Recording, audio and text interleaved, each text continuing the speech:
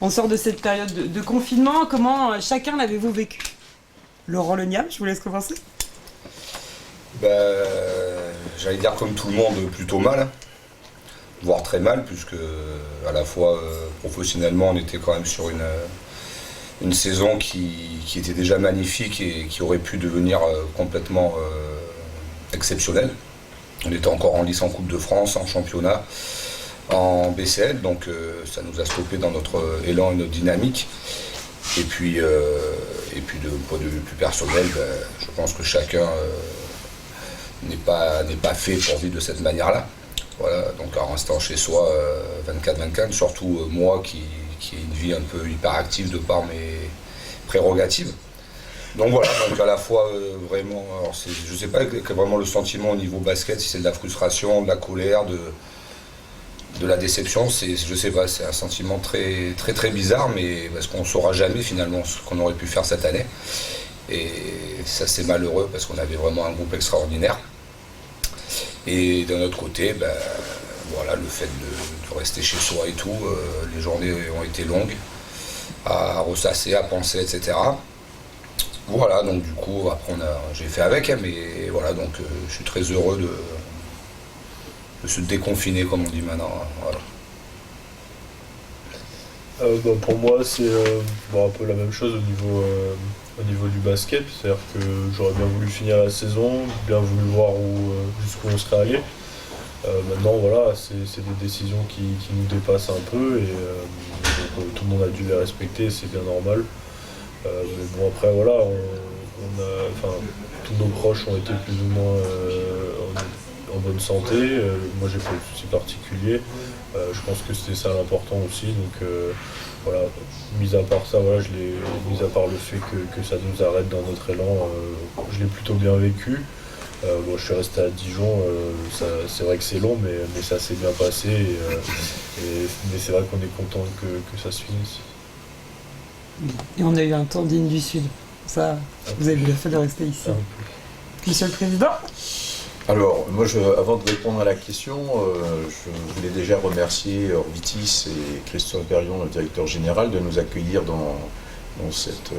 sur cette agence commerciale, puisque c'est un partenaire historique. Donc, voilà, ça nous faisait plaisir aussi de pouvoir être là tous ensemble pour annoncer des bonnes nouvelles, parce qu'on a besoin de bonnes nouvelles. Alors, c'est sûr que depuis 2 mois, on était tous sur notre petit nuage, hein. Parce que c'est vrai qu'après la Leaders Cup, gagner là-bas, après 14 ou 15 ans sans trophée, on est revenu, effectivement on était hyper contents. Bon, et puis cette saison s'est terminée bizarrement. Voilà, donc sportivement c'est vrai qu'on reste un peu sur notre faim.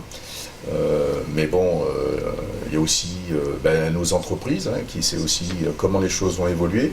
Est-ce que nos entreprises arriveront à passer ces moments compliqués et difficiles?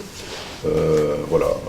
Par contre, point positif, comme le disait Axel, c'est que moi non plus, j'ai pas été touché, que ce soit de proches, dans la famille ou des amis, j'ai pas été touché par le Covid, donc ça c'est déjà un bon point aussi. Voilà, maintenant il faut qu'on avance, il faut qu'on travaille l'avenir, et c'est un petit peu l'objet de nos échanges ensemble ce matin, quoi. Bien. Vous avez commencé à dresser un bilan de la saison, doucement. De votre côté, est-ce qu'il y a un bilan que vous feriez de cette saison passée, au-delà du sportif pur et de la technique que ça peut demander?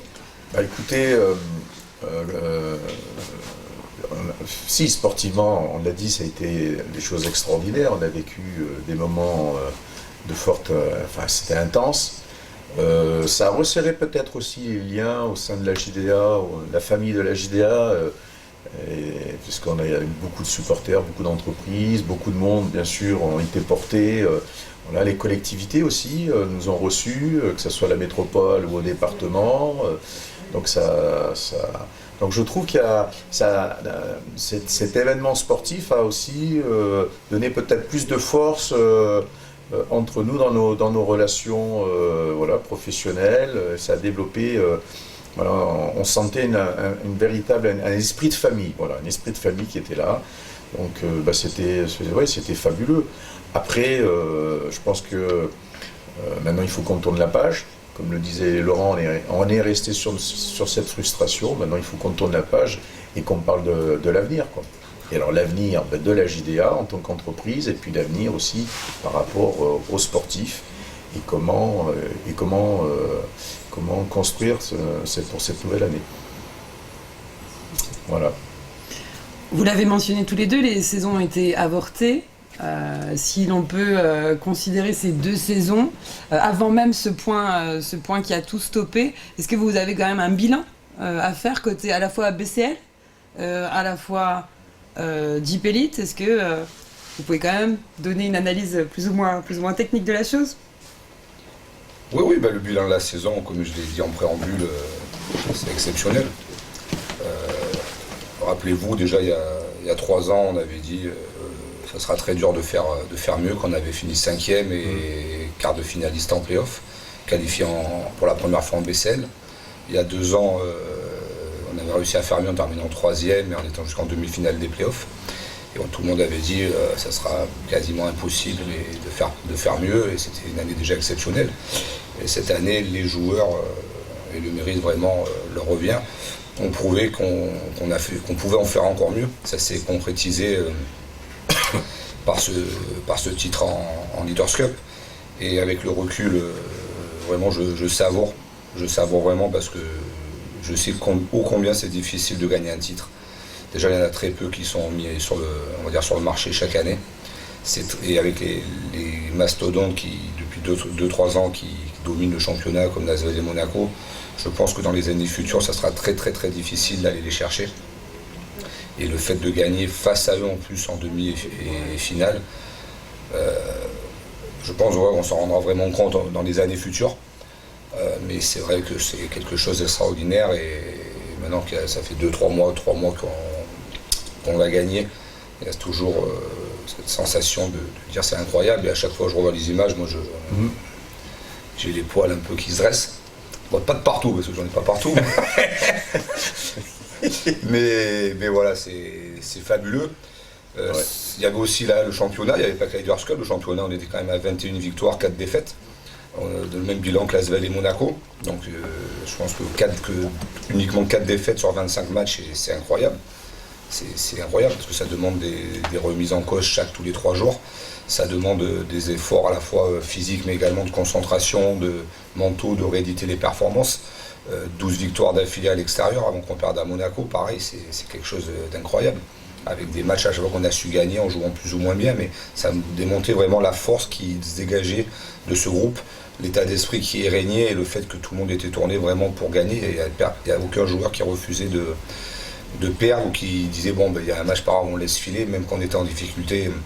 Et c'est ça que je retiens, c'est cet état d'esprit, cet engagement, et leur qualité bien sûr, qui nous a permis d'avoir ce bilan-là.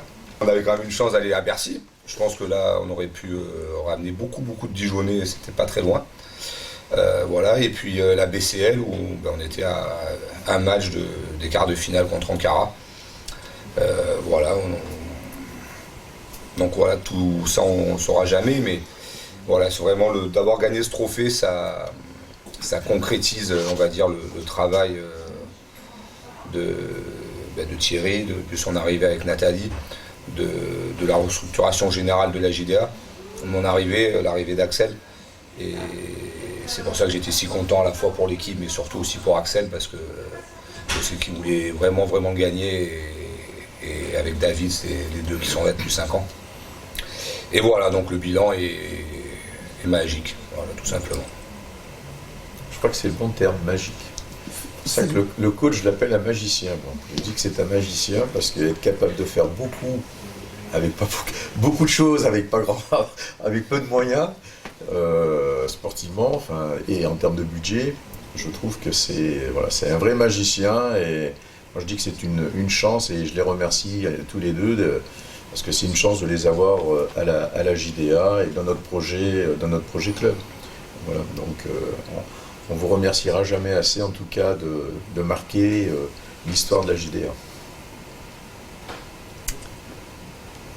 quelque chose à dire, à rajouter? Non, si ce n'est que si je pourrais ajouter quelque chose, c'est que la Leaders Cup va, enfin, ça va être la plus spéciale qui a jamais été gagnée, étant donné que c'est le seul titre qui a été décerné pour le moment, mais qui a été vraiment gagné, on va dire. Et en fait, notre saison, voilà, comme a dit Laurent, elle a été belle dans toutes les compétitions, on était en lice de partout.